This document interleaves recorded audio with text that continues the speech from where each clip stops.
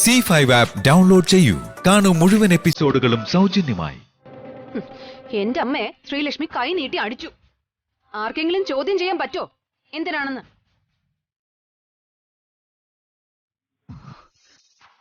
എന്താ മോളെ, എന്താ ഉണ്ടായത്? അതമ്മേ,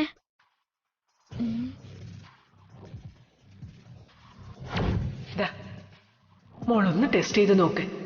ഗർഭിണിയാണോ അല്ലയോ എന്നറിയാലോ.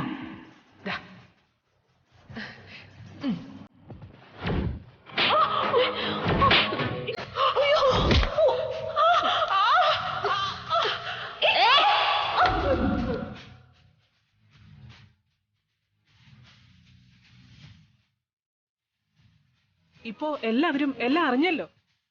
ഗർഭിണിയാണോന്ന് ചോദിച്ചത് തെറ്റാണോ?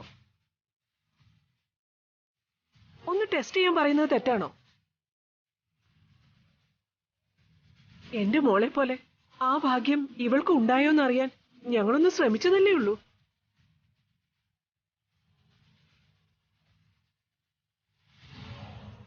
ശ്രീലക്ഷ്മി, നീ ഇപ്പൊ കാണിച്ചത് തെറ്റാണ്. രാജലക്ഷ്മിയെയും നീ അമ്മയായി കണ്ട് സ്നേഹിക്കേണ്ടതല്ലേ? മാപ്പ് പറ. തല്ലിയിട്ടാണോ മാപ്പ്? എനിക്ക് ക്ഷമിക്കാനൊന്നും പറ്റില്ല.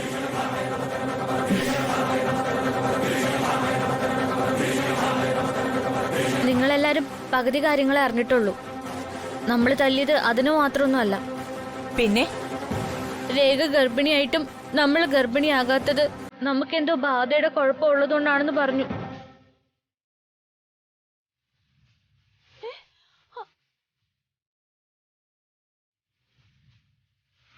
അതുകൊണ്ടാ നമ്മുടെ ആദ്യത്തെ കുഞ്ഞ് നഷ്ടപ്പെട്ടതെന്നും.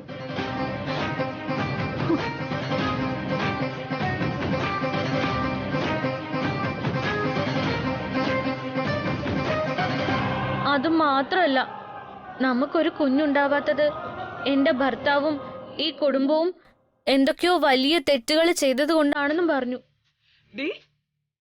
നീ കള്ളം പറയരുത്. ഞങ്ങൾ എപ്പോഴും നിന്നോട് അങ്ങനെ പറഞ്ഞത്? പിന്നെ ഞങ്ങൾക്കൊരു കുഞ്ഞു പിറന്നില്ലെങ്കിൽ ഈ കൊട്ടാരം പോലത്തെ വീടൊക്കെ രേഖയ്ക്ക് ജനിക്കാൻ പോകുന്ന കുഞ്ഞിനാണെന്നും പറഞ്ഞു.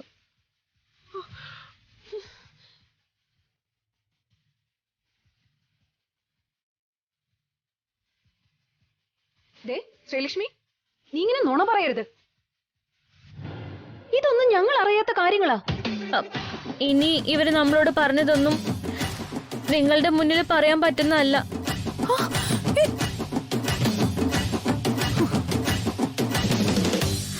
അതിന് നമ്മുടെ സംസ്കാരം സമ്മതിക്കുന്നില്ല.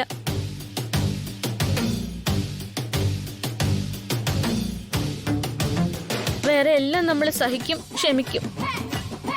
നമ്മുടെ ഭർത്താവായ ഈ മനുഷ്യനെയും ഈ കുടുംബത്തെയും പറഞ്ഞത് മാത്രം നമ്മൾ ക്ഷമിക്കില്ല. അതാ നമ്മൾ പോലും അറിയാതെ അടിച്ചുപോയത്.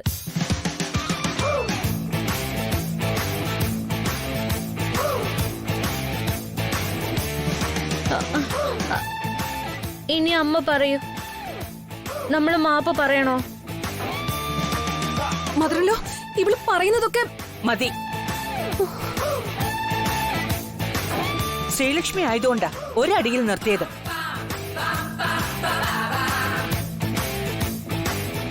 ഇവളൊരു പാവമായിപ്പോയി. ഇനി ഇമാതിരി വേഷം കെട്ടുകൊണ്ട് ഇറങ്ങിയാൽ സ്വയം ഇറങ്ങി പോകേണ്ടി വരില്ല. പറഞ്ഞേക്കാം. എന്റെ ഭാര്യ നിങ്ങളോട് ചെയ്ത തെറ്റിന് ഞാൻ മാപ്പ് ചോദിക്കുന്നു. തെറ്റ് ഏതായാലും തെറ്റായിപ്പോയി. ശ്രീലക്ഷ്മിയുടെ ട്രീറ്റ്മെന്റ് കഴിയുന്നവരെ ഏതിനും കുറച്ച് സാവകാശം വേണമെന്ന് ഞാൻ പറഞ്ഞിരുന്നല്ലേ. തൽക്കാലത്തെ ക്ഷമിക്കുക.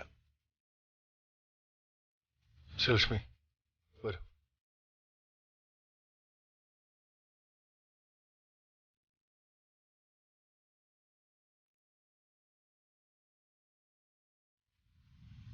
രാജലക്ഷ്മി അമ്മയുടെ മുഖം കണ്ടാൽ അറിയാം നല്ല ദേഷ്യത്തിലാണെന്ന്.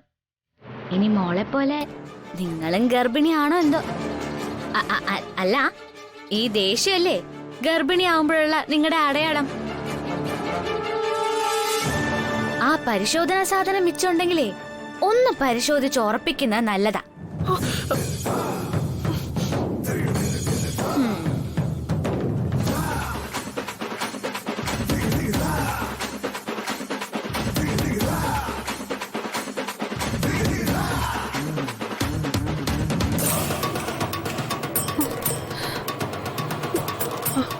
അമ്മേ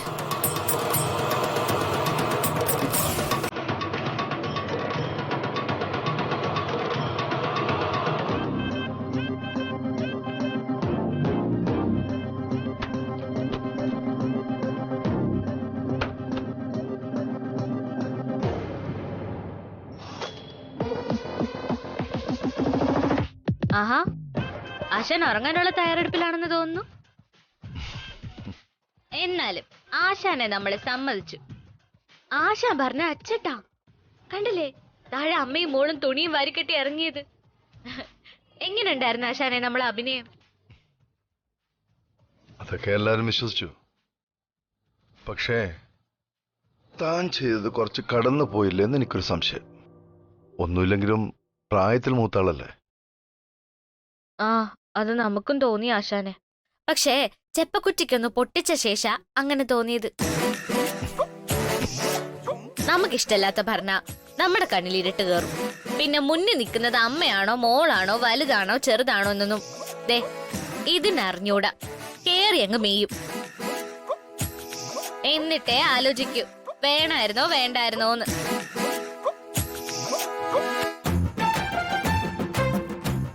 ആ, അവസരം വരട്ടെ, ഒരു മാപ്പ് പറഞ്ഞാളെ. അതും ആശാൻ പറഞ്ഞതുകൊണ്ട് മാത്രം. നമ്മളെ സ്വഭാവത്തിന് ഒട്ടും ഇണങ്ങാത്ത കാര്യമാണത്. എന്നാ പിന്നെ ആശ ഉറങ്ങിക്കോ.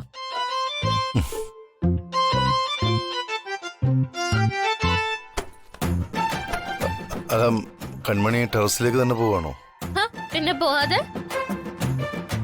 ഇത് വിശ്വാസത്തിന്റെ പേടിയുടെ കാര്യമൊന്നും അല്ല ആശാനെ. നമുക്കിവിടെ കിടന്നാല് ഉറക്കം വരില്ല. അതാ ആശാൻ ഇവിടെ വിശാലായിട്ട് കിടന്നോ. Good night. ആ, ആയിക്കോട്ടെ ആയിക്കോട്ടെ.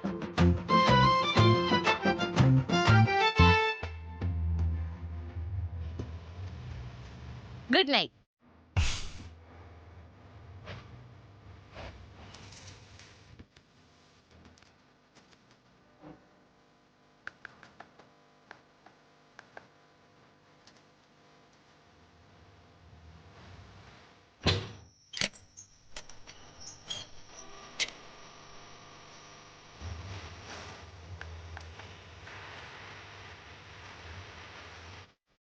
ഡൗൺലോഡ് ചെയ്യൂ C5 ആപ്പ്. കാണൂ എല്ലാ എപ്പിസോഡുകളും സൗജന്യമായി.